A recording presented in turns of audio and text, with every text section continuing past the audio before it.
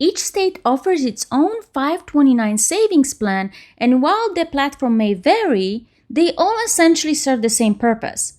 In this video, I will walk you through the steps of contributing, changing investments, and withdrawing funds from your account using the Illinois 529 BrightStart College Saving Plan as an example.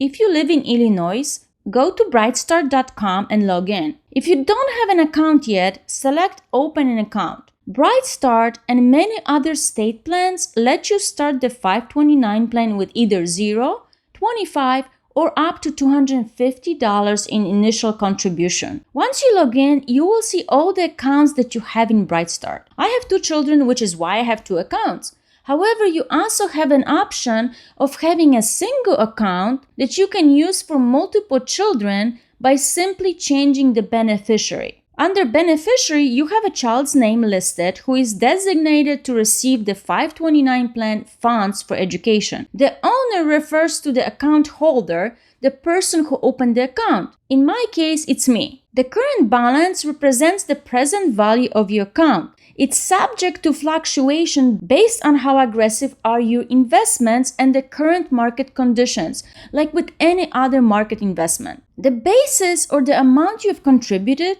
is detailed under lifetime contributions. Ideally, your contributions listed under the principal should be less than your current balance consisting of growth and investments. If you have been saving for several years, this should generally be the case. If you open 529 account shortly after your children's birth, the current balance will almost always surpass your initial contributions to the account when you withdraw money for college. Under the rate of return section, you will find the overall lifetime return on your investment. In the accounts holding section, you can review the types of investments in your child's plan, while transaction activity displays the most recent contributions, changes, and withdrawals from the account.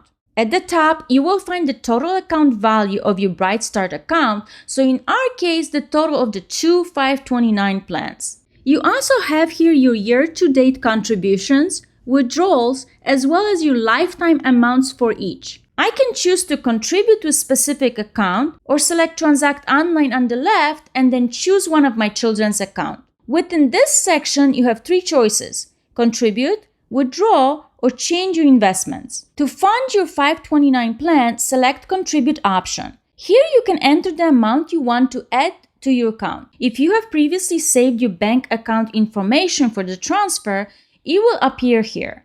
Additionally, many 529 plans allow you to establish automatic contributions, enabling you to deposit any amount or as little as $25 per month into your account. Review your state's account info for specific details about it. After specifying the amount of contribution, click Next and proceed to submit the transaction. Per current law, you are allowed to change your investments twice a year or whenever you change the beneficiaries. On the Transact screen, select Investment Change option. You will find a list of available funds under your 529 plan, which is specific to my Illinois BrightStart 529 state plan. In the first column, you will see the current election percentage for my portfolio.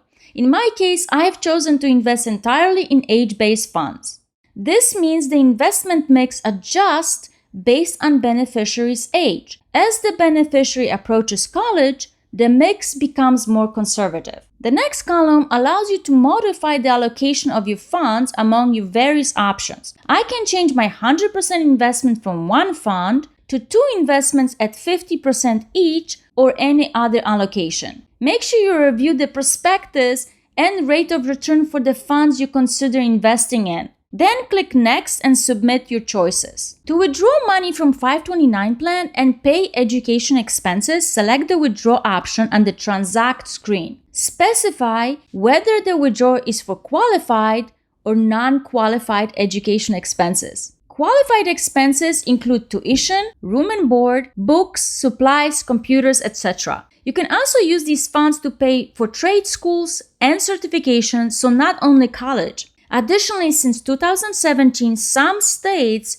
allow you to use 529 plan funds to pay for K-12 education costs, although Illinois does not consider K-12 as a qualified expenses. Finally, since 2019, you can also pay up to $10,000 of the beneficiary student loans with 529 funds. I'm going to select qualified withdrawal. The next option is to select whether you want a partial or full withdrawal. At any time, you can also close your account, but make sure you are aware of any tax consequences of taking all the money out. If you want to take out only a portion of your account value, select partial. You can either provide an actual amount you want to take out for education expenses or a percentage of it. For example, maybe you want to split the amount of funds you take out each year to be 20% of the account value. I will put exactly $5,000 to be withdrawn from the account. Next, you have to select whether you want the money to be sent to you, the account owner, to the beneficiary, which would be my child in this case, directly to the school, or transfer to the bank account on file with BrightStart. If you select the school, you have to provide the school's name, address, as well as your student's ID so the school can match the funds to the right person. You can also save this for future use. If you select the bank account that is currently on file, once you select this as the option, you have to specify whether the account is the account owner's or the beneficiary's. All this is very important because the person who receives the money will be listed as the recipient on the tax form 1099-Q that will have a summary of the 529 plan distribution, earnings, and principal. You don't need to report 529 withdrawals on your tax return as long as they are made for qualified education expenses, and you have to make the calculation yourself. Once you're ready, click Submit and print or save a copy of the receipt for your records.